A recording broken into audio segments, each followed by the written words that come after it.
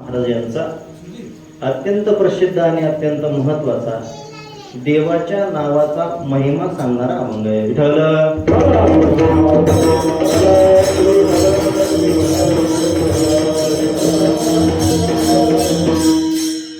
या अभंगामध्ये जगद्गुरु श्री तुकाराम महाराज देवाला प्राप्त होण्याकरता काही साधना हातावर मोजणे इतके आहेत.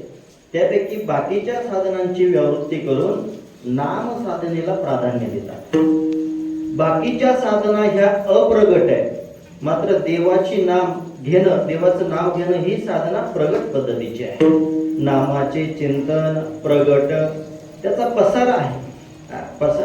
महाराज आम्ही नामचिंतन करू हे कळालं तुम्ही सांगितल्याप्रमाणे, पण त्याचा परिणाम आमच्या जीवनामध्ये काही होईल काय? होईल. सोडविल माझा स्वामी निश्चय या भवसागरामधून पहिलं तीराला नेण्याची ताकद देवाच्या नामामध्ये आहे. महाराज देवाचं नाव घेता घेता काही प्रमाद घडला, काही दोष घडला तर त्याचा परिणाम आमच्या जीवनावर काही होईल का? म्हटले नाही. भगवान परमात्मा स्मरण करत असताना, देवाचं नामचिंतन करत असताना त्याच्यामध्ये दोष पाहत नाही, त्याच्यामधलं प्रेम पाहत असतो, त्याच्यामधला भाव पाहत असतो.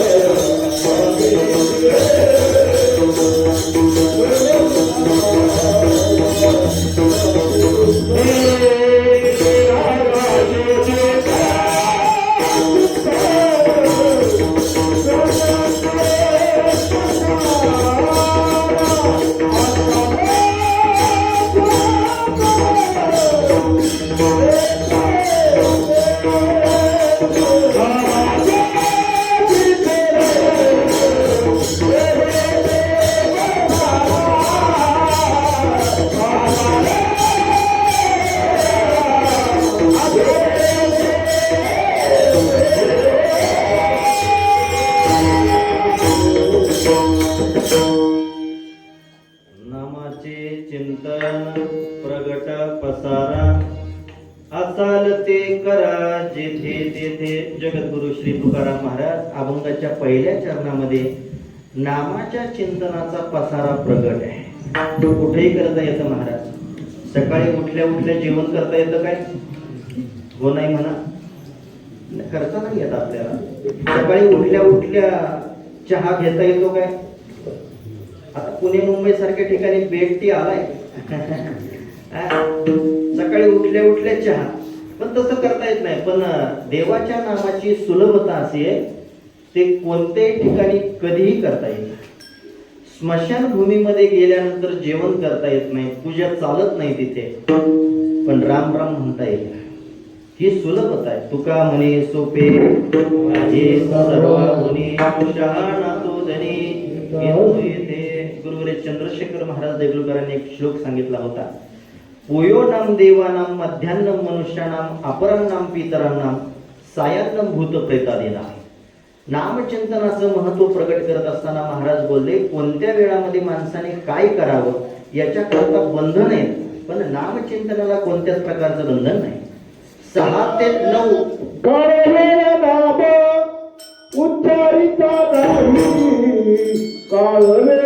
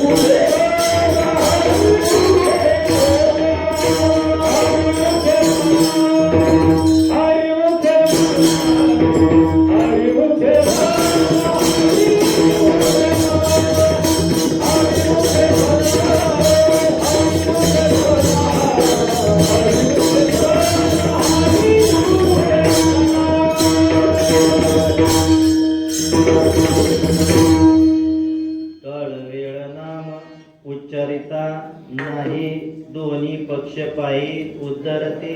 कोणत्याही काळामध्ये आणि कोणत्याही वेळामध्ये देवाचं नामस्मरण करा, कारण की जोपर्यंत त्याचा महिमा आपल्याला कळत नाही तोपर्यंत मनुष्य त्याच्यामध्ये प्रवृत्त होत नाही.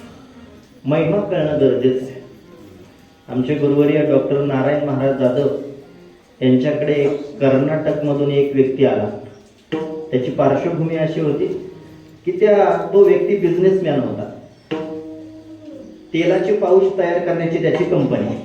मग एक दिवस असं झालं की त्याच्या कंपनीमध्ये काही लॉसेस झाला आणि त्याच्यावर कर्जाचा डोंगर झाला.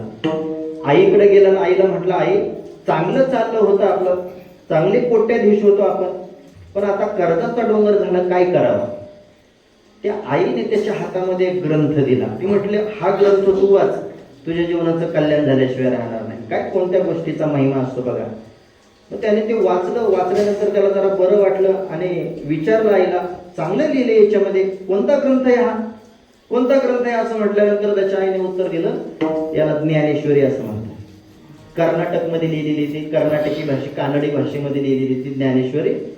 त्याने विचारले, कर्नाटक भाषेमध्ये असलेली ती ज्ञानेश्वरी त्याने पूर्ण वाचली आणि त्याने विचार केला की कर्नाटक म्हणजे आपल्या भाषेमध्ये ती ज्ञानेश्वरी इतकी गोड वाटते, तर या मूळ भाषेमध्ये किती गोड वाटेल.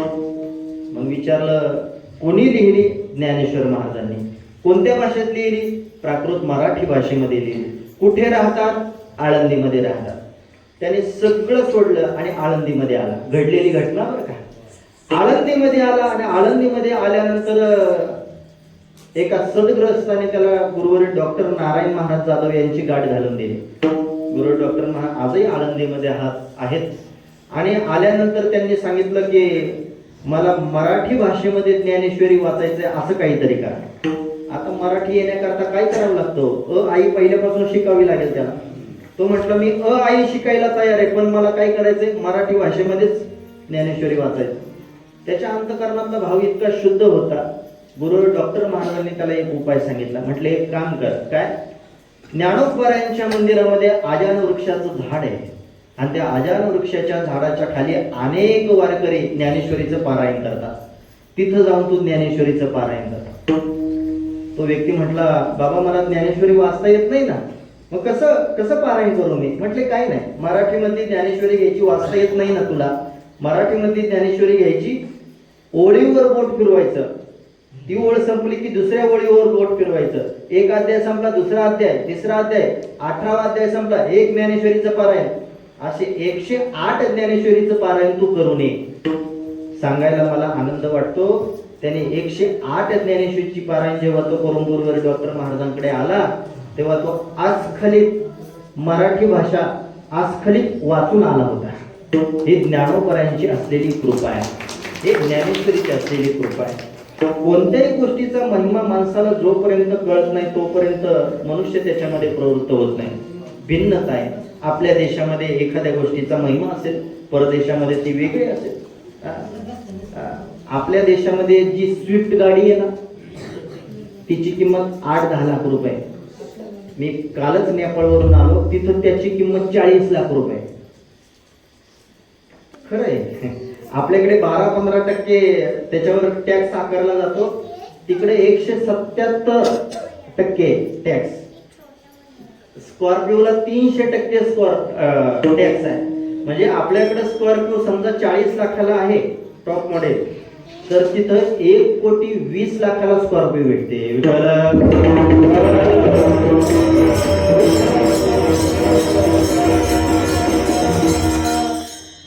आपला मुद्दा फार महत्वाचा आहे. देवाचं नामस्मरण केलं पाहिजे. आणि तुकाराम महाराज म्हणतात की जो देवाचं नामस्मरण करतो त्याची कीर्त शिल्लक राहते. तुका म्हणे, एका स्मरणेची सरे उत्तमची पुरे कीर्ती मागे. आजही आपण कृष्णदास महाराज म्हटल्यानंतर, नाव घेतल्यानंतर मनाला बरं वाटतं. का बरं वाटतं? त्याचं कारण आहे, संतांचं नाव घेतलं की पुण्यच आहे, म्हणून संतांची नाव घ्यायची. पुण्य प्राप्त करायचे, संतांची नाव. पुण्यवंत व्हावे, पुण्यवंत व्हावे,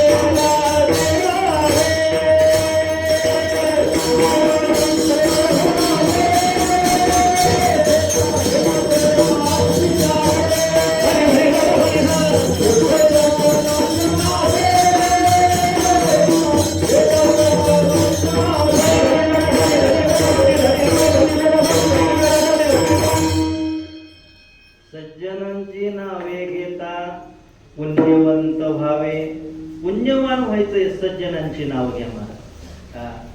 कृष्णदास महाराजांचं दर्शन घेतल्यानंतर प्रशस्तीपणा प्राप्त होतो. ज्ञानोबरायांची भाषा सांगतो.